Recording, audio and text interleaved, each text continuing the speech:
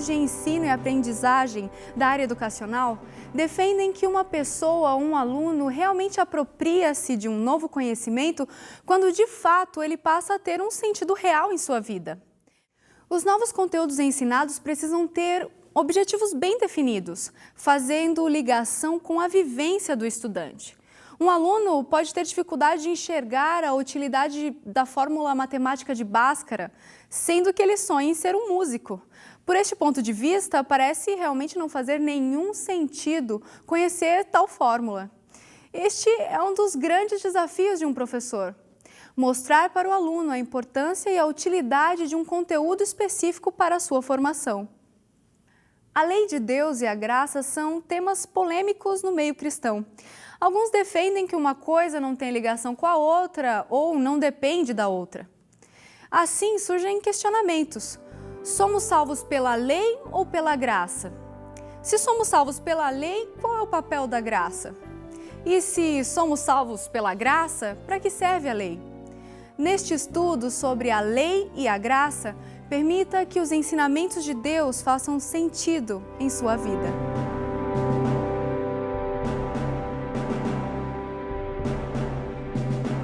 Olá, tudo bem? Hoje vamos fazer um estudo muito importante sobre a lei e a graça. Até o estudo anterior, analisamos os 10 mandamentos e também as bênçãos da lei. Mas hoje é preciso que uma pergunta seja respondida: somos salvos pela lei ou pela graça? Esta pergunta tem sido feita há séculos por pessoas e religiões diversas. Um jovem muito rico procurou Jesus e lhe perguntou: Mestre, que farei eu de bom para alcançar a vida eterna? Respondeu-lhe Jesus: se queres a vida eterna, guarda os mandamentos. Isto está aqui em Mateus 19, 16 e 17. Mas você pode ler um pouco mais até o verso 22, por exemplo. Note que Jesus foi claro ao dizer: guarda os mandamentos. O carcereiro perguntou a Paulo e Silas: Senhores, que devo fazer para que eu seja salvo? Responderam-lhe: crê no Senhor Jesus e serás salvo tu e a tua casa. E isso está em Atos, capítulo 16, versos 30 e 31. Agora eu pergunto: somos salvos pela lei ou pela graça? Muitas pessoas se apegam à passagem, como Atos 16, para tentar dizer que a salvação é pela graça e que a lei foi abolida. Outros se firmam no texto de Mateus 16 para afirmar que a salvação é pela lei. Na Bíblia encontramos textos para todos os gostos e também para defender ideias humanas. Porém, a palavra de Deus deve ser examinada usando o princípio do texto dentro do contexto. Agora vamos ler uma passagem da Escritura Sagrada que aparentemente fala contra a lei e em favor da graça. O texto diz assim: o pecado não terá domínio sobre vós, pois não estáis debaixo da lei, e sim da graça. O texto é Romanos, capítulo 6, verso 14. Nesse texto, Deus está nos ensinando uma grande verdade. Ele diz que o pecado não terá domínio sobre os servos de Deus. É preciso perguntar agora: o que é pecado? E a resposta é bíblica. E a Bíblia diz que pecado é a transgressão da lei. Outra pergunta: quem está debaixo da lei? O que obedece ou quem desobedece? Com certeza, aquele que desobedece. Por exemplo, a lei diz: não matarás. Se alguém matar, será preso e estará debaixo da lei. E mais, a lei diz que devemos parar o carro quando o sinal do semáforo estiver vermelho. Se alguém passar mesmo assim, estará quebrando a lei. Vai levar uma multa e por isso estará debaixo da lei. Entendeu? Notemos a maravilha desse texto de Romanos. Deus diz que não estamos debaixo da lei, ou seja, não vivemos transgredindo a santa lei de Deus. Portanto, não estamos debaixo da lei, e sim em conformidade com a lei e de acordo com os mandamentos de Deus. O texto ainda diz que estamos debaixo da graça. E agora sim, todos nós precisamos da graça de Deus. Pense comigo: você é pecador? É pecadora? Qual é o salário do pecado? Você sabe a resposta? Se o salário do pecado é a morte, como diz a Bíblia, eu pergunto: Por que você não morreu ainda? Com certeza é pela graça. A misericórdia de Deus é a razão de não sermos consumidos. A pergunta continua: somos salvos pela lei ou pela graça? Vejamos agora a resposta definitiva na palavra de Deus. Abra sua Bíblia em Efésios 2, versos 8 e 9. E vamos ouvir o que Deus diz. Está escrito: pela graça sois salvos mediante a fé. E isto não vem de vós, é dom de Deus, não de obras, para que ninguém se glorie. Finalmente, podemos afirmar que a salvação é pela graça. E se a salvação é pela graça, a lei foi abolida?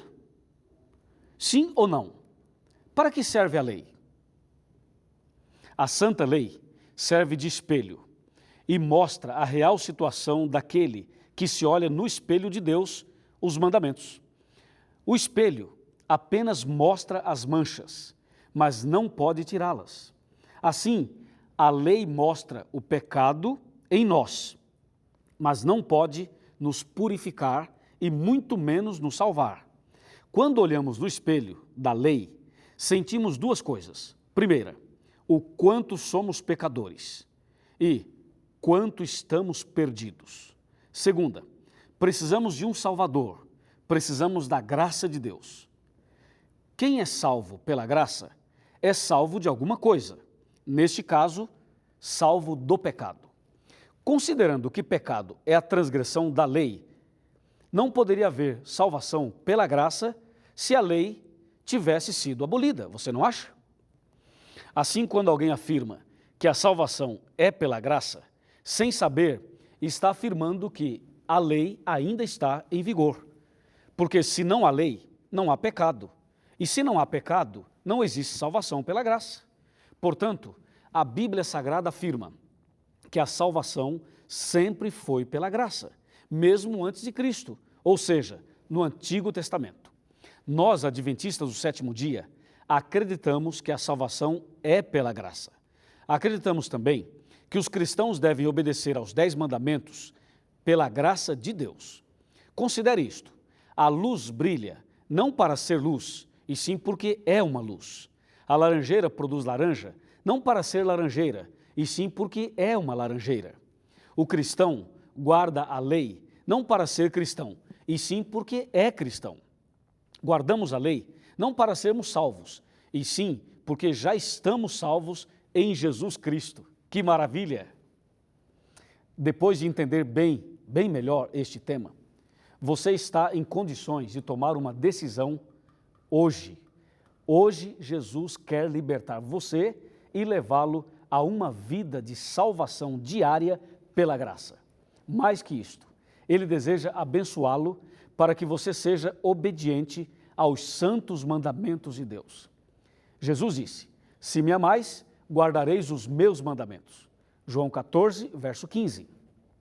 Bem-aventurado o homem que tem prazer na lei do Senhor, e na sua lei medita de dia e de noite. Salmo 1, versos 1 e 2.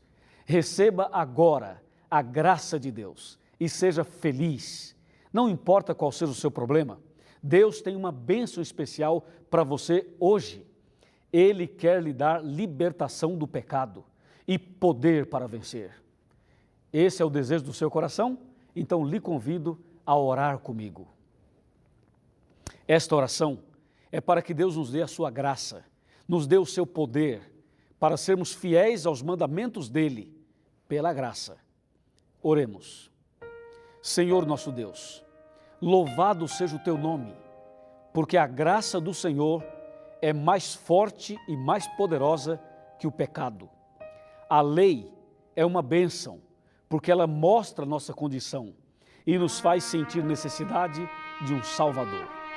Então agora, eu quero rogar uma bênção especial para esta pessoa que ora comigo, que precisa de uma libertação, que precisa obedecer os teus mandamentos.